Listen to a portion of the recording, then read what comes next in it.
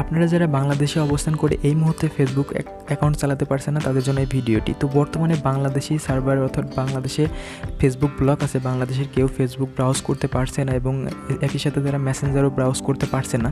তো এই সমস্যাটি শুধুমাত্র বাংলাদেশেই হচ্ছে, অন্য কোথাও কিন্তু এই সমস্যাটি হচ্ছে না। তো আপনি যদি এই ভিডিওটি কন্টিনিউ করেন তাহলে অবশ্যই আপনি বাংলাদেশে অবস্থান করে এই মুহূর্তে ফেসবুক অ্যাকাউন্ট চালাতে পারবেন। তো সেই বিষয়টি এখন দেখিয়ে দিব। তো কেন বাংলাদেশে ফেসবুক অ্যাকাউন্ট আপনারা চালাতে পারছেন না, মেসেঞ্জার চলছে না, সেটি এখন জানিয়ে দিব। তো একই সাথে আপনারা কীভাবে এই সমস্যাটি সমাধান করবেন সেটিও জানিয়ে দিব।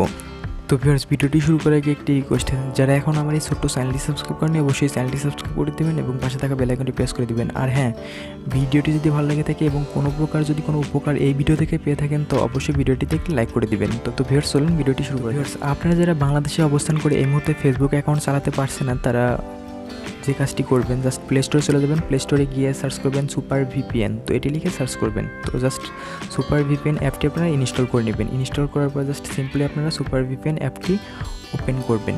তো আমি এখন জাস্ট সুপার ভিপিএন অ্যাপটি ওপেন করছি। তো সুপার ভিপিএন অ্যাপটি ওপেন করার পরে জাস্ট একটু ওয়েট করবেন।